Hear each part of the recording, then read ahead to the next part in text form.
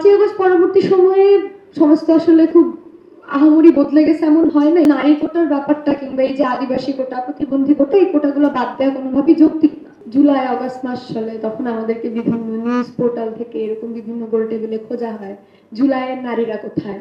সেই সূত্রে আমাদের এই ধরনের কিছু গোল টেবিল হয়, এর বাইরে অনেকগুলো আলোচনায় পার্টিসিপেশন হয়।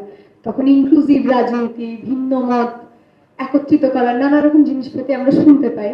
তো জুলাই শেষ হয়ে গেল, আগস্ট শেষ হয়ে গেলে এরপর আবার সেই একই রকম জুলাই নারীরা কোথায়, সেটা শুনতে আরো 11 মাস অপেক্ষা করতে হবে।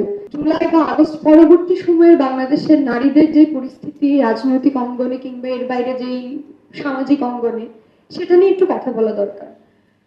5ই আগস্ট পরবর্তী সময়ে যেই পূর্ববর্তী যে পুরুষতান্ত্রিক কাঠামো ছিল সেটা কোনোভাবেই তো অবশ্যই বিলুপ্ত হয় নাই। জুলাই অভ্যুত্থানের সময় আমরা শুনেছিলাম যে নারী যেখানে অগ্রসর, কোটা সেখানে হাস্যকর, এই ধরনের কিছু রেটরিক। সেই রেটরিকের বিপরীতেই এই জুলাই অভ্যুত্থানে আমার অংশগ্রহণ, যে নারী কোটা রেলেভেন্ট। আমি যে এলাকা থেকে আসছি সেখানে আমার স্কুলের মনে হয় না আর কেউ এখন বিশ্ববিদ্যালয়ে পড়ে বা সেই পরিমাণে আগাইছে। এর বাইরেও যারা আসলে পড়াশোনা করে, বিশ্ববিদ্যালয় পর্যায়ে নারীদের অংশগ্রহণ এখন প্রায় 50-50 হলো। পরবর্তী চাকরি জীবনে কিংবা চাকরিতে লোয়ার টিয়ারও নারীদের অংশগ্রহণ যতটুকু, তার আরেকটু সিনিয়র লেভেলে বা আপার লেভেলে হচ্ছে নারীদের অংশগ্রহণ একইভাবে সমানতালে 50-50 আমরা দেখতে পাই না। সেই জায়গা থেকে আমাদের মনে হয়েছিল যে নারী কোটার ব্যাপারটা কিংবা এই যে আদিবাসী কোটা, প্রতিবন্ধী কোটা, এই কোটাগুলো বাদ দেওয়া কোনোভাবেই যৌক্তিক না। তাইলে আবার আরেক ধরনের বৈষম্য হয়, যে লেভেল প্লেইং ফিল্ডের কথা কোটা দিয়ে তৈরি করার কথা বলা হয়, সেই জিনিসটা হয় না।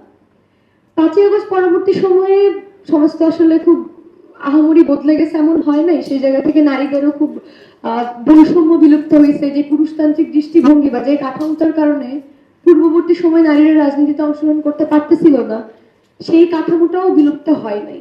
বরং যেটা হয়েছে, 5ই আগস্টের পূর্ববর্তী সময় আমার যে জুলাই যোদ্ধা সমন্বয়ক ভাইদের সাথে একসাথে আমরা একই মঞ্চে দাঁড়িয়ে স্লোগান দিচ্ছি বা আন্দোলন করছি, পরবর্তী সময় দেখা গেছে যে তারাই রাস্তাঘাটে আমাদেরকে গুলি করছে।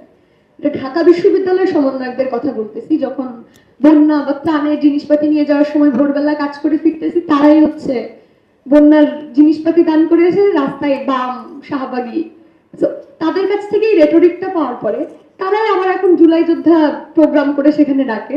ব্যাপারটা খুবই একদিকে যেরকম হাস্যকর, আরেকদিকে আসলে খুবই